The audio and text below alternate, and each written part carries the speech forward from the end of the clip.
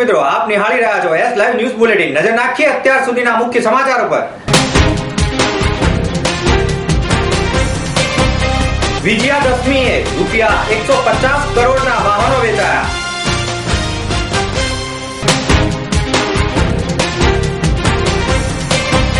Traffic સિગ્નલનો કરશો ભંગ તો થશે વાહન જપ્ત।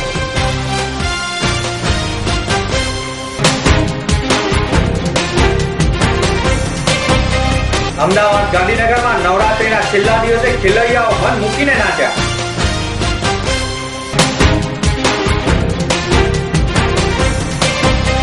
મુંબઈના ગરબાઓમાં ફિલ્મ સ્ટાર ઘૂમ્યા ગરબે।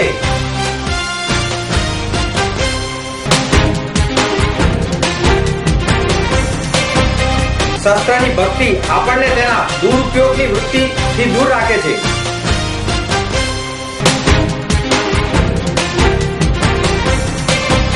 સમગ્ર દેશમાં રાવણ દહન કાર્યક્રમની ભવ્ય રીતે ઉજવણી કરાઈ।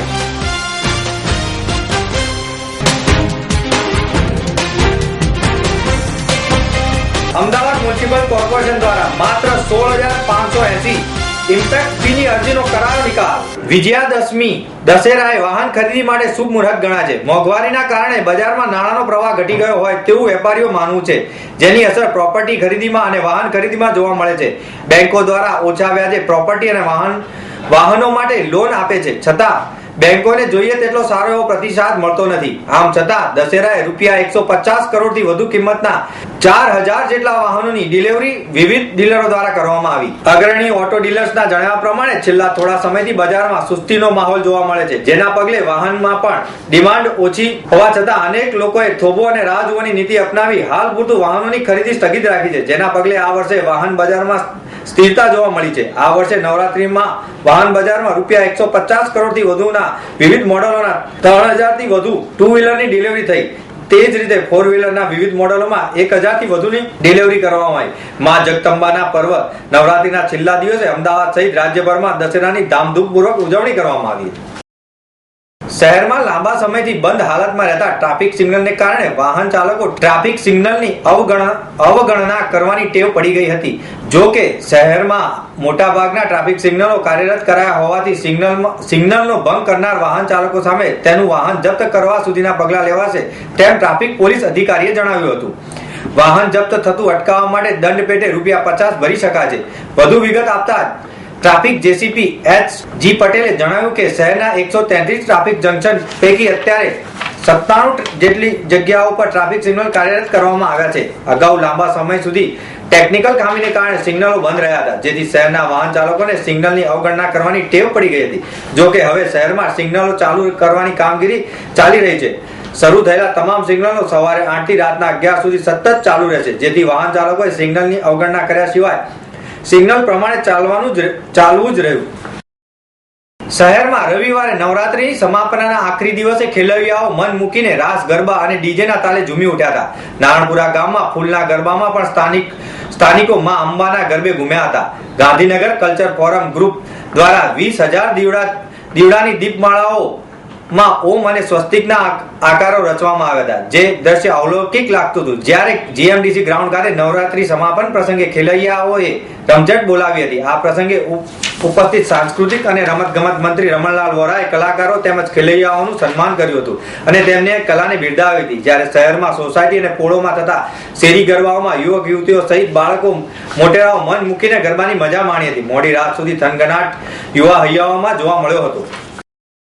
ફિલ્મી સિતારાઓ આ વર્ષે નવરાત્રી દરમિયાન મુંબઈમાં વિવિધ જગ્યાએ ઉજવાતા નવરાત્રી ઉત્સવની મુલાકાત લીધી હતી, જ્યાં તેઓએ મન મૂકીને ઢોલના તાલે ગરબે ઘૂમ્યા હતા અને સાથે સાથે માં દુર્ગાના આશીર્વાદ પણ લીધા હતા। ફિલ્મ સ્ટાર ડોલી બિન્દ્રા, શબાબ સાબરી, એકતા જૈન, મૂર્તિ શર્મા, મિષ્ટ મુખર્જી, અદિલા ખાન, આનંદ ગોરડિયા, ચાંદી પરેશ અને તનિષા સિંહ, યોગેશ લાખાણી સાથે પહેલા સાંસદ સંજય નિરુપમ દ્વારા આયોજિત નવરાત્રી ઉત્સવમાં પ્રીતિ અને પિંકીના ગરબાના તાલે ઘૂમ્યા હતા।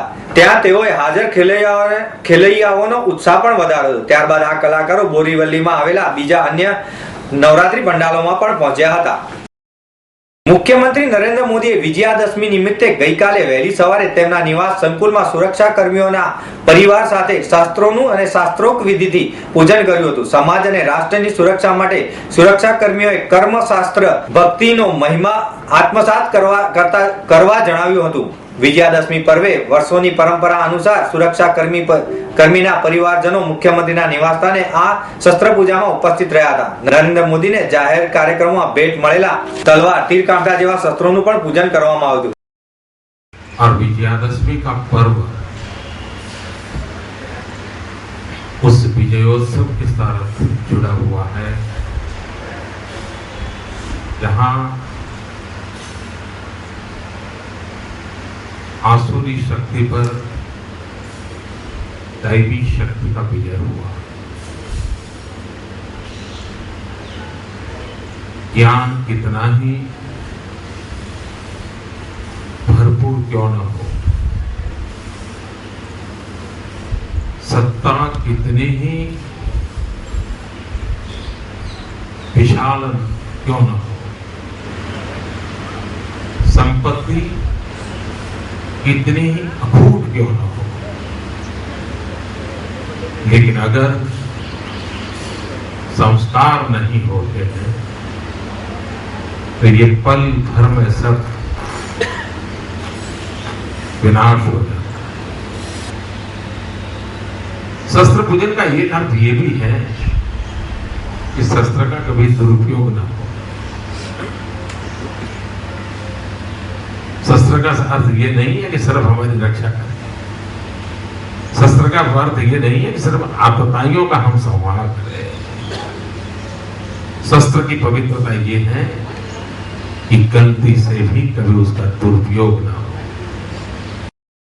મુખ્યમંત્રીએ જણાવ્યું કે નવરાત્રી શક્તિ આરાધના પર્વ પછી વિજયાદશમીનું પર્વ વિજયોત્સવ સાથે જોડાયેલું છે અને શસ્ત્ર શક્તિનો મહિમા આસુરી તાકાતનો સામે દેવી શક્તિના વિજયનું મહાત્મ્ય દર્શાવે છે. સુરક્ષા સેવાના સહયોગીઓનું જીવન શસ્ત્ર સાથે જોડાયેલું છે. શસ્ત્રની ભક્તિ આપણને તેના દુરુપયોગની વૃત્તિથી દૂર રાખે છે.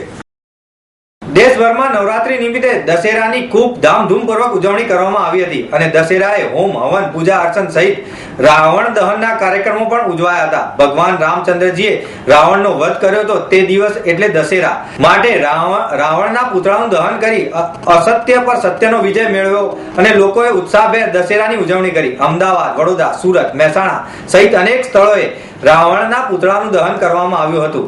દશેરાના ઉત્સવની સાથે લોકોએ ફાફડા અને જલેબી, ચોળાફળીની જાયફત ઉડાવી. તેમજ આ દિવસે અતિ શુભ હોવાથી ઘણા સ્થળોએ ગૃહ પ્રવેશ, દુકાનો અને ઓફિસોના ઉદ્ઘાટન તો કેટલાક લોકોએ વાહનની ખરીદી પણ કરી હતી. આમ દશેરાની ઉજવણી ઉત્સાહ અને ઉમંગ ઉલ્લાસભેર કરવામાં આવી હતી. ઇમ્પેક્ટ ફીની અરજીઓના નિકાલ માટે 50 ઇજનેરોની વિવિધ ઝોનમાં નિમણૂક કરવામાં આવી અને તેમના દ્વારા ઇમ્પેક્ટ ફીની અરજીઓને નિકાલની કાર્યવાહી હાથ ધરાતા અત્યાર સુધીમાં 16,580 અરજીઓનો નિકાલ કરી 25 કરોડની આવક મેળવવામાં આવી છે. તેમ municipal town planning and estate management કમિટીના ચેરપર્સન બિપિન પટેલે જણાવ્યું હતું. અમદાવાદ શહેરમાં 5 લાખથી વધુ ગેરકાયદેસર બાંધકામો આવેલા છે. તેને કાયદેસર કરવા માટે ઇમ્પેક્ટ ફી ભરવાની એક તક રાજ્ય સરકાર દ્વારા આપવામાં આવી હતી.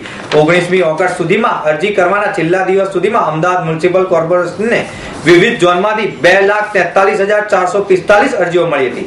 જેની યોગ્ય તપાસ માટે અને અરજીઓના નિકાલ કરવા માટે અમદાવાદ મ્યુનિસિપલ કોર્પોરેશન પાસે પૂરતો સ્ટાફ ન હોવાથી ₹25,000ના માસિક વેતનથી 50 જેટલા ક્વોલિફાઈડ ઇજનેરની નિમણૂક કરવામાં આવી છે. જેના દ્વારા ઇમ્પેક્ટ ફીની અરજીમાં સ્ક્રુટિની કરી નિકાલ કરવાની ઝુંબેશ હાથ ધરવામાં આવી.